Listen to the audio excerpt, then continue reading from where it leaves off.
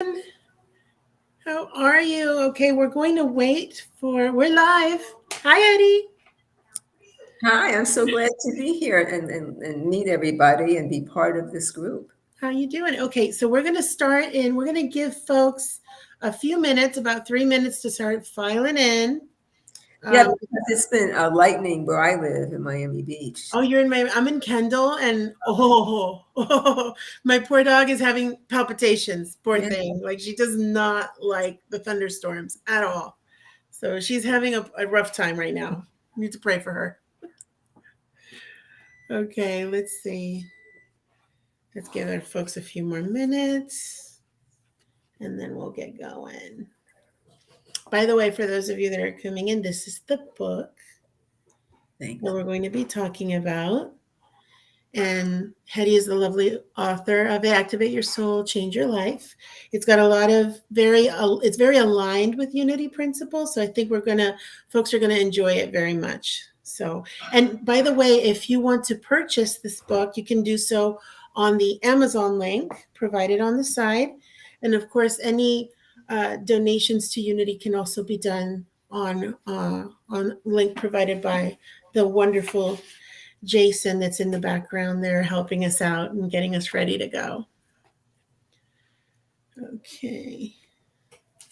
Do you get to see the people's pictures on the screen? I don't think so. Oh, okay. No, we do not. So No, how do we you do know not. who's logging in or We who's have a little counter on oh, the top so we can start seeing folks as they okay. come in. All righty. The good thing is another thing about this is it's a short read. It really is not that It's easy, I you know. can read this in one sitting but the cool thing is implementing all of the things that are in here. It's the beauties in the practice, right? As in many things. But okay, I think we're ready to get started. Okay, so what I'm going to do is I'm going to just give everybody a quick little what do they call those, housekeeping items. I'm going to That, go through a few little housekeeping items. So thank you all for joining us. We really appreciate your time. We're excited to have a very fun conversation with you. So it's very important that you all participate in the chat. Put your questions in there. We're going to talk to Hettie for the first 15-20 minutes of this event, and then at the end it's all about you. So we're going to be able to have a conversation together and discuss the topics and the healing techniques and all of the wonderful things that are in Hettie's book. So let me tell you a little bit about her before we get started. Um, Hettie Grutman's book, Activate Your Soul, Change Your Life, is a spiritual guide to abundant living that outlines Hettie's own spiritual journey. In it, she shares with us how going through personal and professional challenges in her life led her to explore her connection with the divine. And through that connection, make her life the abundant life she's always wanted. And isn't that what we all want? yes. And in her book, she shares 2 decades worth of what she calls divine messages and insights to guide her readers to tap into their own connection with their higher power. So help me welcome Hettie Grutman. Welcome, Thank welcome you. to the chat. Thank you. Oh, alrighty. So my first question for you, Hettie, Yes. is your book is a self, it's a spiritual guide to abundant living. So what was your spiritual experience growing up? Well, and unfortunately, it really wasn't too much. I was born Jewish.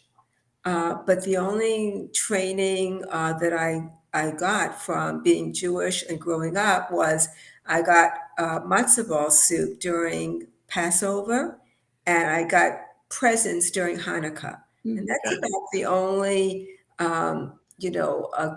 guidance that I received growing up, any kind of spiritual guidance. And so after I grew up, got married, got divorced, I started feeling empty inside.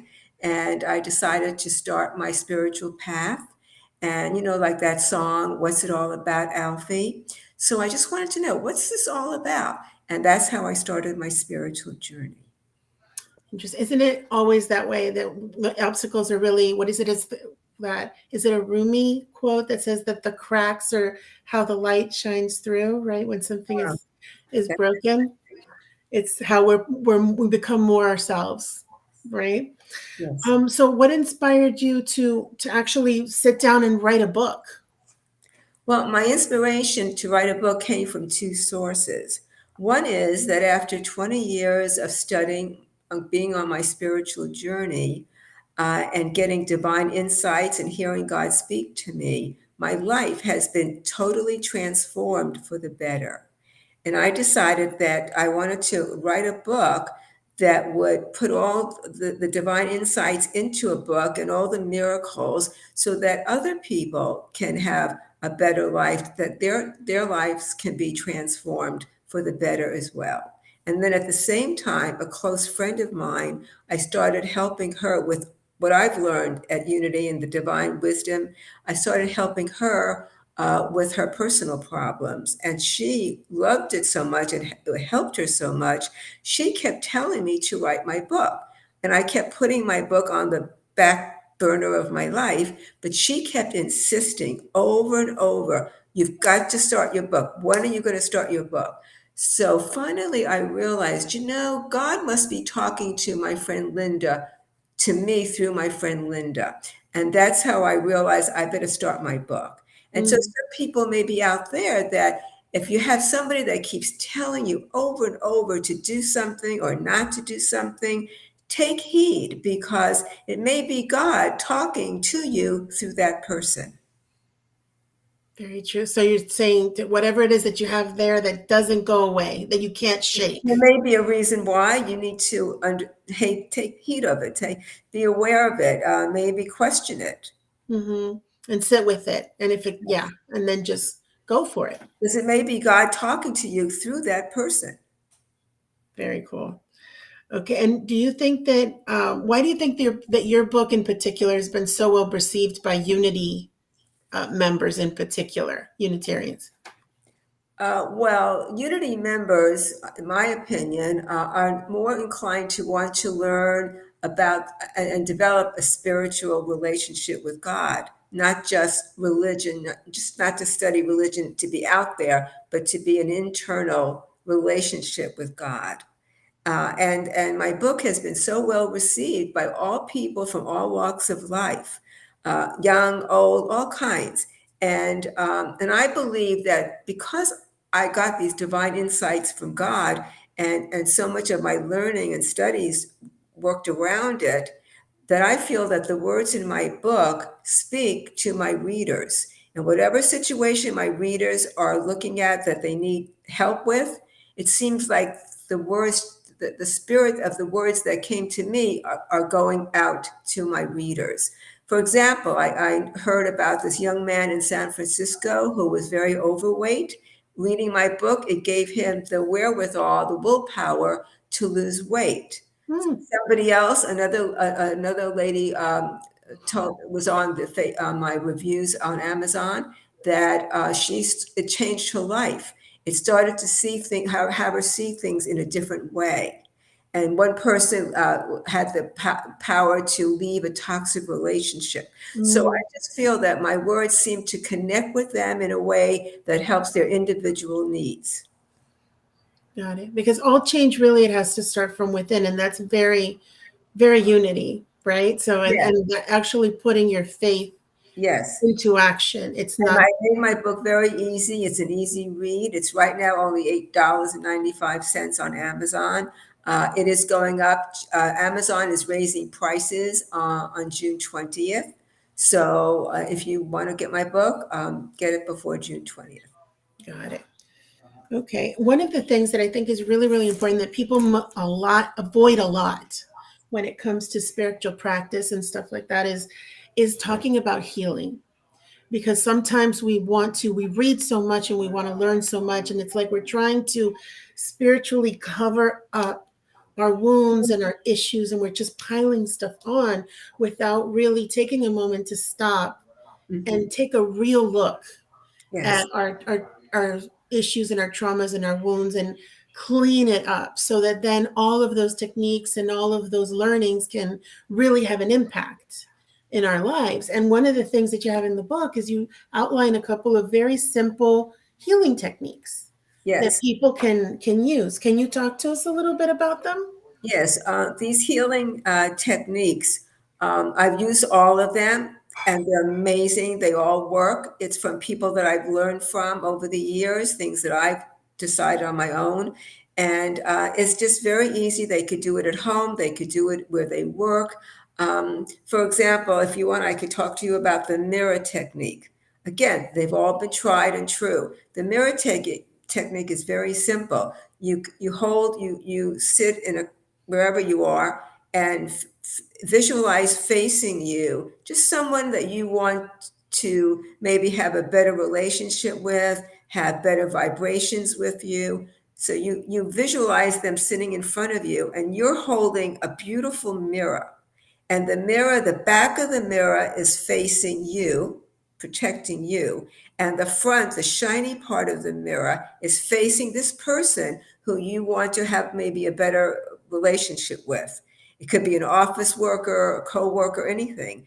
And you picture that person smiling, happy, and picture this white light coming from the front of the mirror facing around them, permeating them. And then you say, I send you love, I send you love, I send you love, like about 3 times. And all I can tell you is that it has such a strong effect on people. One lady told me that she used to work in a very, very big room where there were like 30, 40 people working, and there were a lot of negative vibrations. She couldn't stand it. I told her to try the mirror technique. And she said in a very short while, people around her started to be nicer and happier towards each other and towards her. And one person said that by doing this, her family members started to be better with each other, because when you're a better person, happier, you leave it out the vibrations to people around you as well. So it's a very simple, but it's great. So do you think it's also, it's, yes, you're sending out good energy, but it's also you're changing over time that you repeat it, your own perception of that person that you're having an issue with. So Possibly, yes, yourself, yeah. possibly. What about the healing your inner child technique? Well, that is from a lady that I heard of. I believe she's passed away.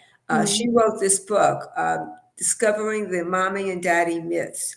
Now, she went all around the country. That's a little bit more complicated, yeah. but she wanted to know how to solve her own life. She just traveled the country, and she found these techniques, how to solve the country is to her own life is to, at first, you have to release your attachment to your mother and father. And once Mm, you do that, then the following week, you release your attachment to a sibling or different things. Now, that's the only one that's a little complicated yeah, I would imagine. to get her book. I got her book in a used bookstore. Now on Amazon, I guess they have used books, because I don't think it's in print anymore. But it's called Discovering the Mommy and Daddy Myths. So it's about releasing attachments to Yes. people or things or And whatever once you. you do that, you are free to make your own decisions. You are free to have just a better life. Got it. And in your book, you share a bunch of stories about how lives have been transformed with these simple techniques and just implementing them, right, Yes, daily. Can yes. you share one of the stories Yes, it's or your favorite? yes. Towards the end, I start to cry a little bit, so bear with Don't me. cry. All these stories in my book, they're all true. And so this is a story about a man named Michael. I used to live in Naples, and I used to do volunteer work at a men's homeless shelter there called St. Matthew's House. So I'm just going to read it because it's only a couple of paragraphs, Sure. but it's so amazing. You will understand how when you let go and let God, how God could work miracles in your life. Okay. Okay. So, as a volunteer at a homeless shelter, I saw many residents experience so many blessings when they finally let go and let God. One situation I witnessed was quite remarkable. A resident there, Michael, was trying very hard obtaining employment. He wanted to leave the shelter and have his own residence. Everyone staying at the shelter left each morning to seek employment. That was part of the rules of the shelter. Michael did too, and I watched as he tried so hard to get a job. Week after week, I would hear the same story. He had not been hired. One day, Michael said, Hettie, who is going to hire me? I am overweight, have had 2 heart attacks, and do not own a car or a home.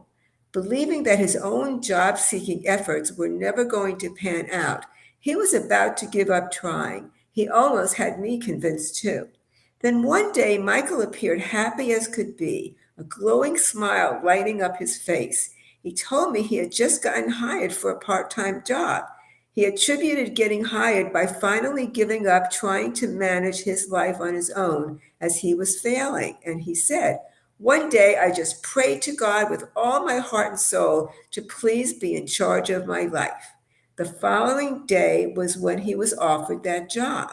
A few weeks later, he received another part-time job. So now he has 2 jobs.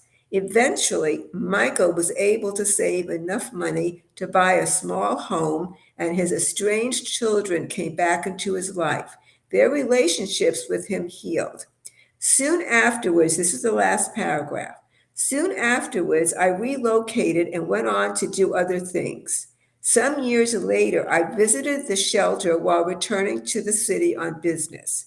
To my surprise, the small, rundown shelter in Naples had been rebuilt into a model facility. I inquired about Michael and was told he is now head of the entire complex. I met him, and what a wonderful surprise to see how well Michael had done with his life since he let go and let God be in charge. All this happened a day after he prayed very deeply to please God be in charge of his life. Isn't that Wow. wonderful? And the thing is that we think we have to do it all our own on ourselves, on it's all on us. And Yes. we're part of this one beautiful, we're part of the one. Well, And that's it's so part easy of to my, forget that you're not an island unto yourself, that you're part of this magnificent abundance. But it's so easy to lose that vision, right? yes. And that's why my book, I want people to understand that the universe and God is so powerful. And if you have God in your life, anything is possible. And that man, who couldn't find a job and support himself, was able to have his family back with him, a wonderful little home, and being head of a beautiful, brand new built shelter. And I just want people to understand how God being in your life is just the best that you could possibly pray for yourself. Well, let me just say hi to a couple of folks that we have here that are on the stream. So Greg Anderson, hey there, how are you? Nice to see you, Greg. And we've got, Carmen Navedo. She is the head of our prayer chaplains at Unity. Hi, Carmen. And this is a good time for you guys. This is a good time for you guys to go ahead and put any questions that you might have in here for Hettie. And let's see who else we've got on here. We've got Amy Ellis. She's on our choir. She's got a beautiful voice and a beautiful soul. Hey, Amy. And she just came back from a gorgeous trip to Wow. Greece. I'm very, very, very, I'm trying not to be jealous. I'm trying not to be jealous. If you want me to repeat She'll take anything, me next time. Huh? if you want me to repeat anything, or because I see these people are just starting to come in now. Yeah, no, we've got him. We're good. Let's see. Eva Baker, hey there. Hi, how are you? Maybe And they, Dale's here too. Hi, Dale. maybe they didn't hear the beginning of it. Does anybody have any questions or would like Hettie to repeat anything uh, that she's gone over? She has this wonderful book. This is really a journey about forgiveness, healing, and just techniques that will keep you in that abundant mindset and put God first, right? In Yeah. your life. It's a Yes. great little book. And I hear God talk to me. I'm just fortunate to hear God talk to me. Whatever He's ever said to me has always come true. And part of the book are these messages that God has given to me. Yeah. Let's see. Oh, okay. Amy joined late. Oh, but she's interested in the book. Thank you, Amy. One of my favorite quotes in here from the book is that, and it's so true, but it's forgive. To hate is easy, but to forgive is so hard. But to forgive is hard, Yes. but it's work worth doing, right? But it's so easy to fall into that trap. Well, the two most important words I have found on my spiritual journey of 20 years is that love and forgiveness are the most powerful words in the universe. Absolutely. Let's see. Okay, we've got a question here. What practice can you put into place to, Dear I'm God. sorry, to hear God better? Oh, that's a great question. Um, what I realized is, and what I could recommend is meditation. When you Mm, meditate, in my book it talks about the brain, that there's three sections to the brain, and if you meditate and stop your chattering, your God and the universe has an easier way to get down to the middle and lower brains where you hear and talk, and you're able to hear God's voice and God's guidance for you. So I would say the easiest way is to meditate. a lot of folks, especially when they're starting out, when they're new to a spiritual practice, Yes. a lot of people rely on having a routine, just because it keeps you in that. It tries to make spiritual practice a habit. Do you have a routine, a spiritual routine that you do every day? Well, now that I realize that meditation is so important because I hear God talk to me more when I do that, it just Mhm. opens up your brain to hear it, because your higher consciousness resides in your higher brain. And so to be able to hear God's messages and God's this insights for you, you have to lower your quiet your chatter so that you could hear it. Mhm. um, so I meditate in the morning, and I visualize. Also, I would suggest I could add to you one of the ways that I hear God speak to me. I don't know if any of the people listening have this. When you start to meditate, and when I say meditate, you don't have to be in a trance state. As long as you just slow down your thinking and slow down. Sometimes I'll just say peace, like the peace of God, peace, anything like that, just to slow you down will work. And for example, the way I hear sometimes God talk to me, that may you all could start being aware of it, is that when you start thinking about something and somebody is you're hearing something in the third person, somebody is Mm. talking to you in the third person. So instead of saying, "Well, I need to bake a cake today," if I hear you need to bake a cake today in the third person, then I start to think that God is talking to me, like like one time God said, "Go on with your life, and I'll take care of things." So He's talking to me. I'm not saying it to myself. So when somebody is talking to you in the third person, sometimes your higher power is talking to you through that. So just start to be aware of that. And if you meditate, that helps you to start hearing God talk to you. Mhm. When we did a couple of months ago, we did a live event similar to this one with three women of faith, three women of, we call them the women of wisdom, Chad, and one of them said that her main method of relaxing and slowing her thoughts and just getting into that Yes, space where to allow God in is just taking a walk in nature, is yes, going outside and connecting. It's yes, grounding yourself in yes. something special. So it doesn't necessarily have to be your traditional, Med- I'm going to sit down and chant and do something like that, because right, right. that's intimidating, Anything to especially for slow down beginners. your thinking, slow down your mind, chatter. Yeah. It brings your higher consciousness, your soul, more into alignment, that it'll have a room, a space to be able to guide you and give you divine insights. Oh, okay. Here's a good question. Did you ever go through what they call a dark night of the soul? No, no. No. I don't know too much about that. No. No. Let's see. Love that nature is a wonderful conduit to the spirit. Yes, Absolutely. yes. Yeah. Whatever it takes to slow down, your thinking. It Absolutely. gives space for God, the higher power, to come into your conscious state. Hmm. Now, when you decided to go through this whole journey and to write the book because of professional and personal challenges that you had, and that started that moment of questioning. So, if Mhm. someone right now is in that moment of challenge, what caused you to stop? Because most of the time, when you're in that headspace of nothing's going right, this is just, my life is not where it needs to go, it's difficult for folks to just go, wait a minute, I'm going to stop, without the training, without the religious or spiritual background of, let me just stop and, give God a minute to get in there.